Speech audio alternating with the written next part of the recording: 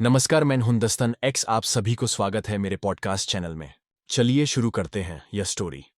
बिना time pass के channel को सब्सक्राइब कर लेना, ऐसे ही रिलेटिव स्टोरी मिलेगी। कुछ लोग कहते हैं कि भूत प्रेत सिर्फ कहानियों में होते हैं। वो मानते हैं कि यह सब इंसान के दिमाग की उपज है, एक भ्रम। लेकिन सोचिए, अगर एक दिन वही भ्रम आपके सामने आकर खड़ा हो जाए तो? ये कहानी है राकेश की, जो हमेशा कहता था भूत वूत कुछ नहीं होता। पर एक रात उसकी ये सोच हमेशा के लिए बदल गई, और शायद वो भी। राकेश 28 साल का इंजीनियर, बेहद होशियार और लॉजिक में भरोसा करने वाला इंसान था। उसके लिए हर बात का वैज्ञानिक जवाब होता था, चाहे वह डर हो, सपना हो या मौत।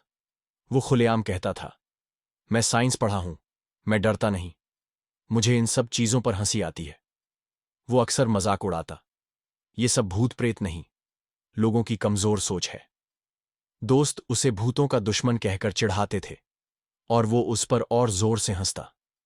एक रात दोस्तों की पार्टी में बात चली, शहर से दूर एक पुराना बंगला है, रायगढ़ कोठी।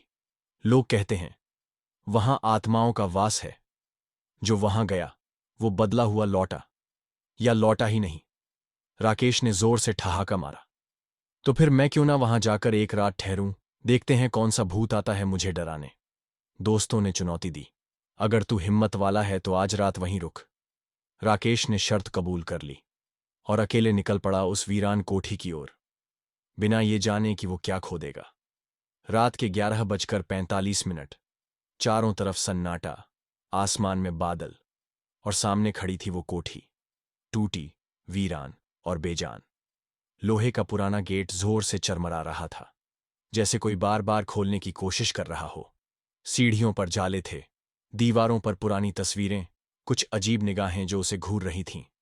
राकेश ने मोबाइल की टॉर्च जलाई, एक लंबी सांस ली और बोला, चलो, भूतों से मिलने का वक्त आ गया। उसके कदम अंदर बढ़े, लेकिन उसे नहीं पता था यह दरवाजा वापसी का नहीं था। राकेश ने कोठी का हर कोना देखा, पुराने फर्नीचर, टूटी खिड़कियां, धूल और सन्नाटा। वो मुस्कुराया, सब बकवास है, ये तो बस एक पुराना घर है। लेकिन अचानक पीछे से एक तेज झोंका आया, दरवाजा खुद ब खुद बंद हो गया। उसने सोचा शायद हवा होगी, पर खिड़कियां सब बंद थीं। धीरे धीरे सीढ़ियों पर चलने की आवाज आई, जैसे कोई ऊपर से उतर रहा हो। राकेश ने आवाज लगाई, कौन है वहां? कोई जवाब नहीं आया, सिर्फ एक धीमी फुसफुसाहट, तुम आ गए आखिरकार।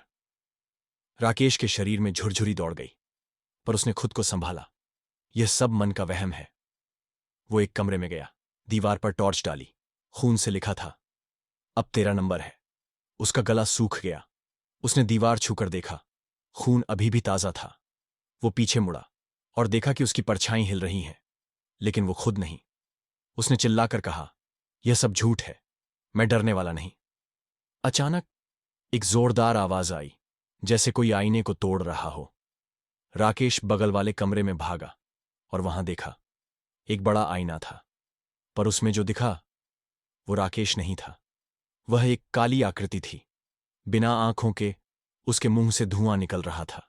उस आकृति ने कहा, अब तू भी यहीं रहेगा, हमेशा, मेरे साथ।